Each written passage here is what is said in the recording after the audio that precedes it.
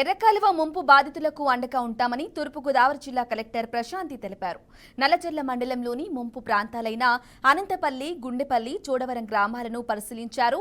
ఎప్పటికప్పుడు అధికారులు తనిఖీలు చేసి కాలువకు గండి పడకుండా చూడాలని ఆదేశించారు. ముంపు ప్రాంతాల గ్రామస్తులను అలర్టు చేసి పునరావాస కేంద్రాలకు తరలించాలని కలెక్టర్ ఆదేశించారు. పునరావాస కేంద్రాలలో అన్ని సదుపాయాలు కల్పించాలని సూచించారు. Thank you.